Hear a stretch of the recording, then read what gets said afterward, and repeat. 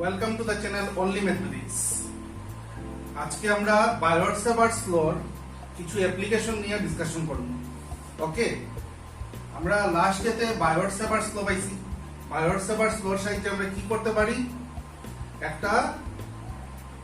যে কোনো একটা কারেন্ট ক্যারিং কন্ডাক্টর যে কোনো শেপের, এটা সার্কুলারও শেপের হইতে পারে বা স্ট্রেট কন্ডাক্টরও হইতে পারে, প্রোভাইডেড সেই কন্ডাক্টরটা কারেন্ট ক্যারিং দিতে পারে। সেই কারেন্ট ক্যারিং কন্ডাক্টরটা একটা ম্যাগনেটে পরিণত হয় এবং তার চারিদিকে হয় কি একটা ম্যাগনেটিক ফিল্ড, এবং সেই ম্যাগনেটিক ফিল্ডের ভিতরে থাকা যে কোনো একটা পয়েন্টের আমরা ম্যাগনেটিক ফিল্ড ইন্টেন্সিটি বাই করতে পারি। আমরা সেই ম্যাগনেটিক ফিল্ডের ভিতরে থাকা যে কোনো একটা পয়েন্টের আমরা কি বাই করতে পারি, ম্যাগনেটিক ফিল্ড ইন্টেন্সিটি আমরা বাই করতে পারি ইউজিং বায়োট-সেভার্টস ল। আজকে আমরা বায়োট-সেভার্টস লর একটা অ্যাপ্লিকেশন করতে যাইয়া, সেই অ্যাপ্লিকেশনটা হলো গিয়া magnetic field intensity. Magnetic field intensity at a point আমরা কি বাই করব, ম্যাগনেটিক ফিল্ড ইন্টেন্সিটি বাই করব যে কোনো একটা পয়েন্টে।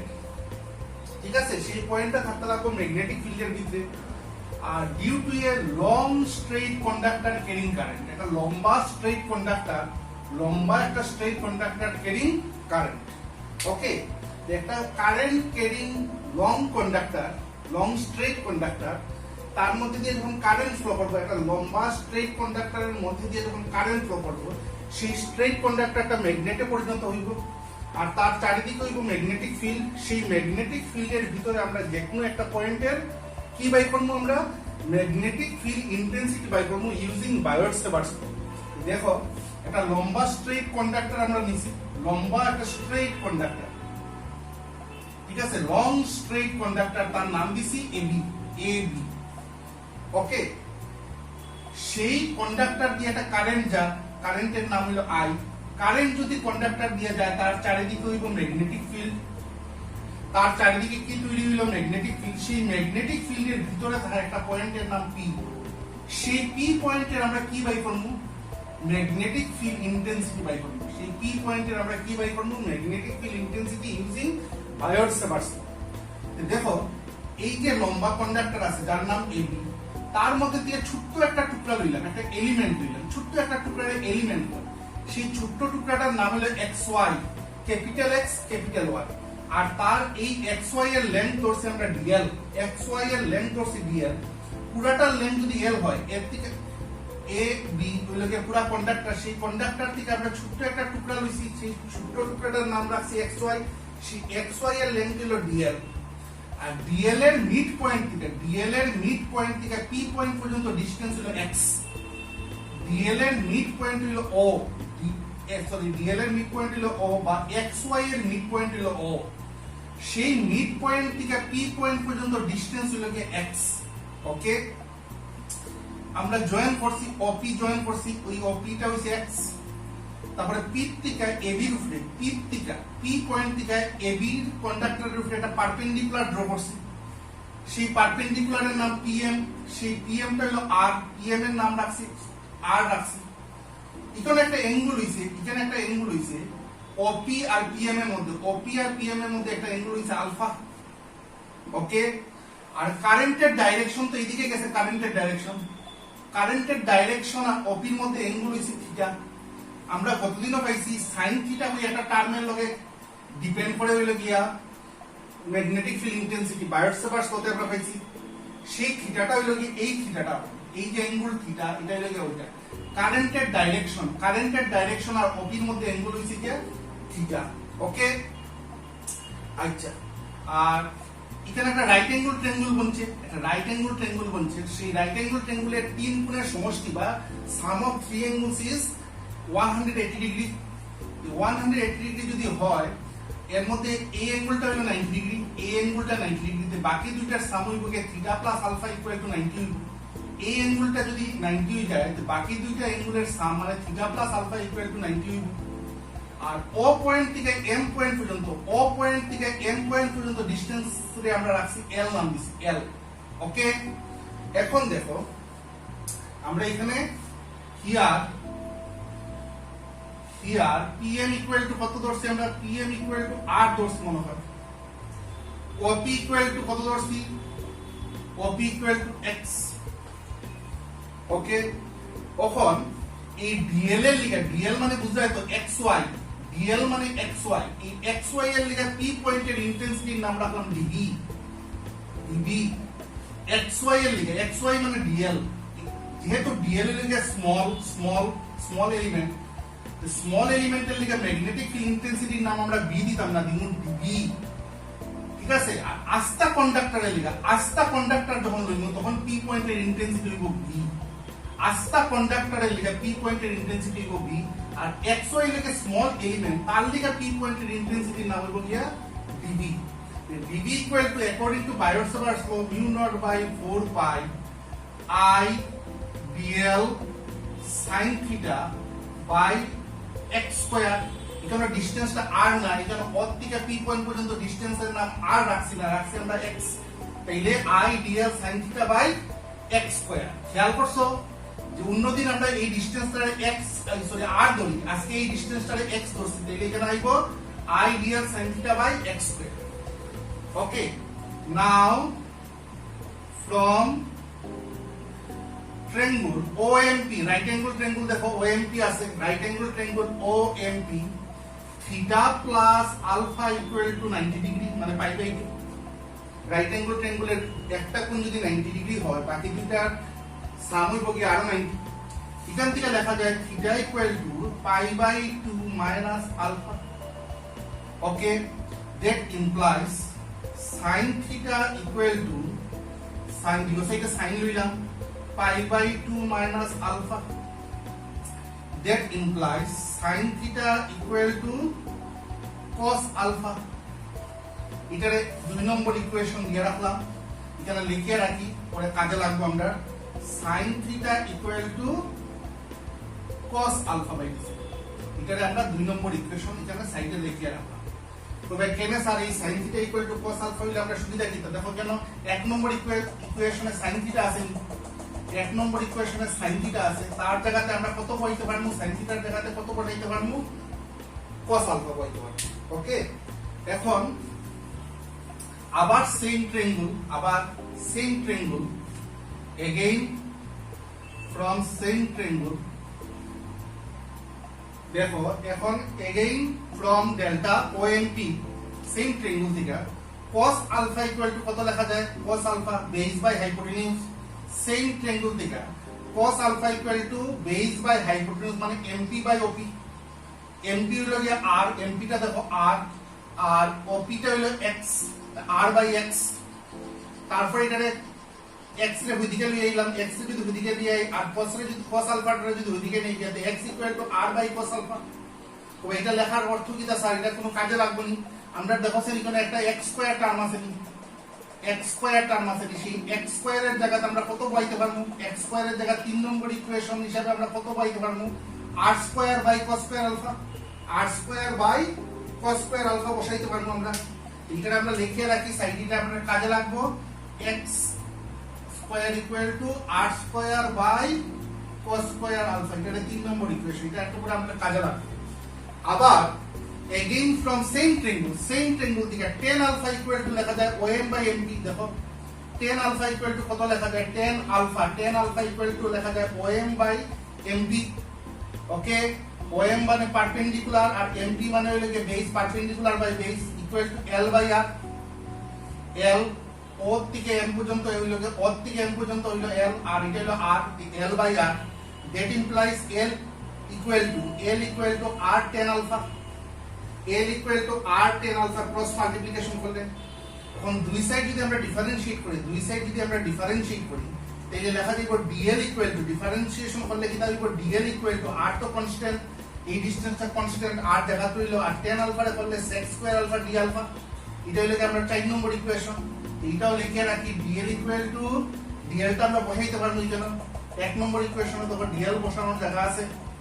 DL এর জায়গাতে কি লিখবো R sec square alpha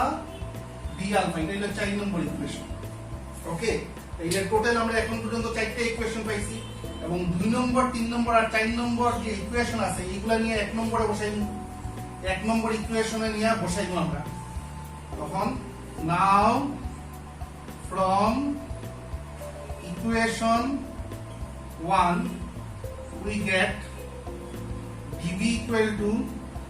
mu naught by 4 pi দেখো mu naught by 4 pi লিখে দিয়েছি i এর জায়গায় i আইলো dl এর জায়গাতে কত লিখমু আমরা dl এর জায়গাতে কত লিখমু dl এর জায়গায় r sec square alpha d alpha আর sin theta এর জায়গাতে কত লিখমু cos alpha ঠিক আছে sin theta এর জায়গাতে কত লিখলাম আমরা cos alpha from equation 2 আর ইকুয়েশন 4 থেকে dl এর জায়গাতে আমরা কত বসাইছি r sec square alpha d alpha নিচে রইলো x স্কয়ার নিচে আছে x স্কয়ার এর জায়গায় 3 নম্বর ইকুয়েশন কে কি লিখতে পারবো আমরা r square by cos square alpha ঠিক আছে that implies dv equal to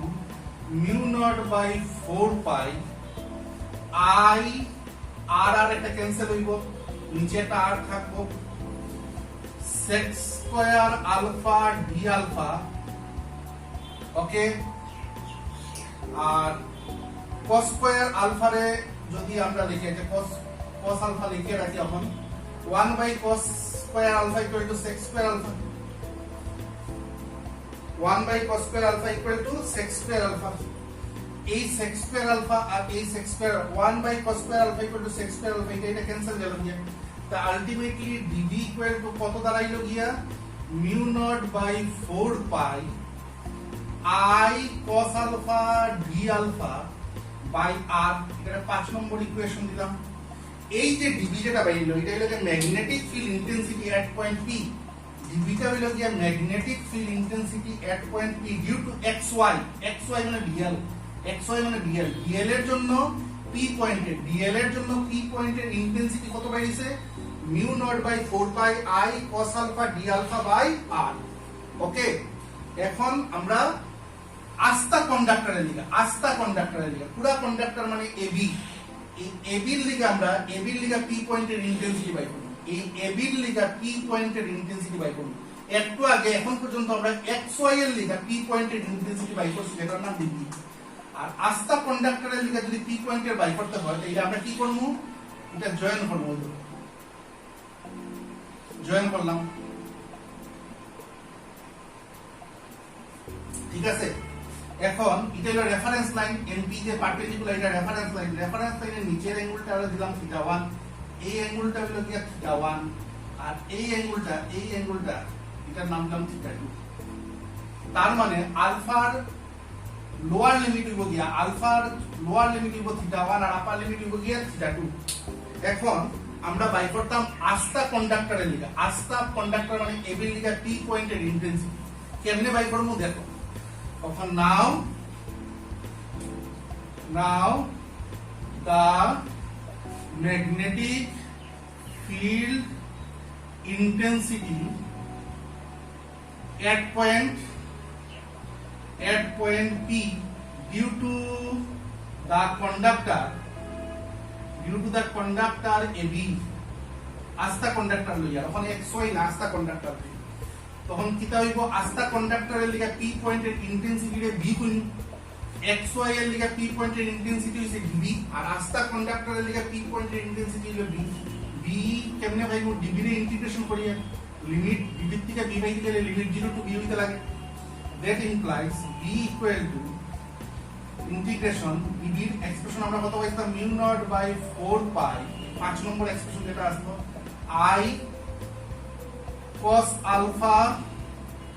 d alpha by r ওকে এখানে ভেরিয়েবলটা হলো আলফা d এর লগে যেটা থাকে এটাই তো ভেরিয়েবল তাইলে আলফা যদি ভেরিয়েবল হয় আলফার লোয়ার লিমিট হলো θ1 যেটা ভেরিয়েবল তারও তো লিমিট থাকে এইজন্য ভেরিয়েবল হলো আলফার লোয়ার লিমিট θ1 আপার লিমিট θ2 তাইলে এরপরের লাইনে আমরা কারে বাই করি আনমু mu naught by 4 pi constant বাইরে আইলো i by r বাইরে আইলো ইন্টিগ্রেশনের ভিতরে কে থাকলো cos alpha d alpha ওকে তাহলে b equal to mu naught by 4 pi i by r cos alpha রে করলে হয় sin alpha লিমিট বাইলে এরকম θ1 to θ2 cos alpha রে ইন্টিগ্রেশন করলে হয় sin alpha তারপরে আমরা কি জানবো নেক্সট স্টেপ হলো গিয়া that implies b equal to mu naught by 4 pi I by r sin upper limit alpha upper limit theta 2 minus sin theta 1 upper limit minus lower limit ওই যে এক্সপ্রেশনটা বাইরে দিল এটা হলো গিয়া ম্যাগনেটিক ফিল্ড ইন্টেন্সিটির expression magnetic field intensity at point p due to the entire conductor AB xy এর লিগা বাইরে ছিল p পয়েন্টের ইন্টেন্সিটি dB আর আস্থা কন্ডাক্টরের লিগা p পয়েন্টের ইন্টেন্সিটি কত বাইরেছে b equal to mu naught by 4 pi I by r sin theta 2 minus sin theta 1 আর যেহেতু তার unit হলো টেসলা লিখে দিলাম লিখে এটার 6 নম্বর ইকুয়েশন দিয়ে রাখলাম ওকে টেসলা ইউনিট এখন কত হলো কি নেক্সট যেটা একটা স্পেশাল কেস আছে if the conductor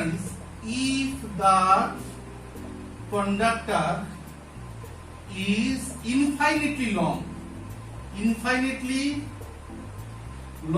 যদি কন্ডাক্টরটা ইনফাইনাইটলি লং হয় কন্ডাক্টর AB যদি ইনফাইনাইটলি লং হয় তাহলে A পয়েন্টটা যাবে গিয়ে ইনফিনিটি তার B পয়েন্টটাও যাবে গিয়ে ইনফিনিটি